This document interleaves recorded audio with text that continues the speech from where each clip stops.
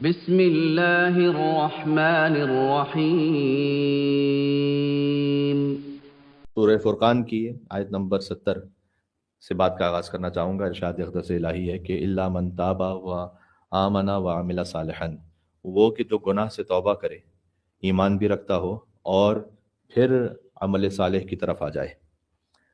فاولئک یبدل اللہ سیئاتہم حسنات، تو اللہ فقط اس کے گناہ معاف نہیں کرتا بلکہ اس کے سیئات کو حسنات میں بدل دیتا ہے۔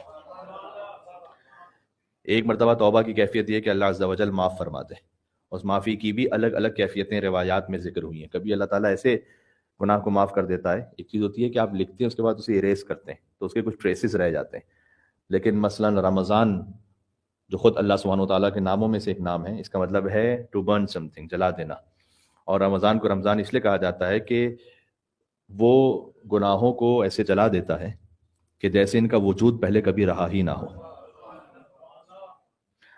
تو اس طرح گناہوں کی مغفرت کی الگ الگ کیٹیگریز ہیں، کس طریقے سے اللہ کی خدمت میں کوئی پہنچتا ہے، کتنا سنسیئر ہے، اس کے آگے زندگی کس طرح سے گزر رہی ہے۔ مثلا ایک دعا میں ہے کہ الہی لم ترض عنی فاعف عنی، پروردگار اگر تو مجھ سے راضی نہیں ہو رہا تو کم از کم معاف تو فرما دے۔ اس کا مطلب ہے کہ رضا کی منزل الگ ہے، معافی کی منزل الگ ہے۔ ہم کہتے ہیں یا سریع الرضا، اے اپنے بندوں سے سب سے زیادہ جلدی راضی ہو جانے والے۔ ایک مرتبہ ایک کیفیت آتی ہے، آپ کسی کو معاف کر دیتے ہیں لیکن ابھی اس سے راضی نہیں ہوتے۔ معاف کرنے کی ایک الگ منزل ہوتی ہے، کسی سے راضی ہو جانا اس کی الگ منزل ہوتی ہے۔ تو پروردگار تو فقط معاف نہ فرما بلکہ ہم سے راضی بھی ہو جا۔ تو یہ الگ الگ درجات ہیں۔ اس میں سے پھر ایک درجہ آتا ہے کہ پھر اللہ تعالیٰ فقط معاف نہیں کرتا، یبدل اللہ سیئاتہم حسنات، اللہ سیئات کو حسنات میں یعنی گناہوں کو نیکیوں میں تبدیل کر دیتا ہے۔ یعنی جو گناہ کیے تھے وہ فقط معاف نہیں ہوئے، اب وہ نیکی لکھے جا رہے ہیں۔ وکان اللہ غفور الرحیمہ، اور اگر کسی کو ڈاؤٹ ہے کہ یہ کیسے پاسبل ہے تو اللہ تعالیٰ نے آگے کہہ دیا کہ وہ تو بہت بخشنے والا اور ہمیشہ رحم کرنے والا ہے، لہذا ڈاؤٹ نہیں کرنا اس پر۔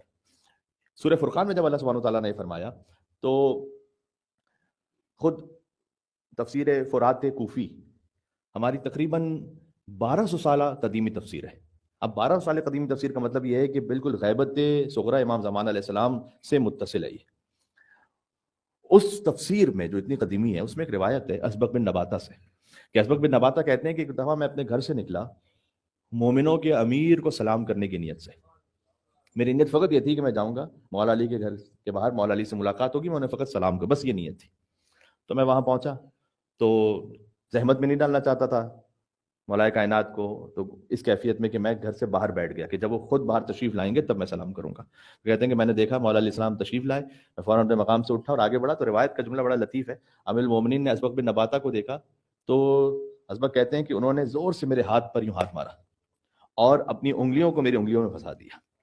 یعنی ایک بڑا صمیمی قریبی تعلق ہوتا ہے۔ علی بن ابی طالب علیہ السلام ید اللہ ہیں جو خود، وہ اپنا دست مبارک کسی کے ہاتھ میں دیں اس طرح سے، اس گرم جوشی کے ساتھ، اور فرمایا کہ یا اسبق، اے اسبق۔ تو اسبق کہتے ہیں میں نے کہا کہ لبیک و سعدیک، مولا میں آپ کی خدمت میں حاضر ہوں۔ کہ اسبق کیسے ارادہ کیا کہ مولا آپ کو سلام کرنے کے لیے آیا تھا؟ تو امام نے کہا کہ اے اسبق، جب ہمارا کوئی چاہنے والا دنیا سے گزر جاتا ہے تو اللہ اسے رفیع اعلیٰ میں مقام عطا کرتا ہے، اسے وہ مشروب پلاتا ہے کہ جو برف سے زیادہ ٹھنڈا ہو، ایصال ثواب کی بھی مجلس سے اس لیے میں گزارش کر رہا ہوں، اور شہد سے زیادہ شیرین ہو۔ تو اس وقت اسبق نے کہا وہ انکانہ مذنبن، تو مولا اگر وہ گناہگار ہو تو ظاہر معصوم تو کوئی بھی نہیں ہے۔ تو امام نے کہا کہ اگر وہ ہمارے خاص شیعوں میں سے، تو کیا تم نے آیت نہیں پڑھی کہ اولئک یبدل اللہ سیئاتہم حسنات، اللہ سبحانہ و تعالیٰ ہمارے شیعوں کے گناہوں کو بھی نیکیوں میں بدل دیتا ہے۔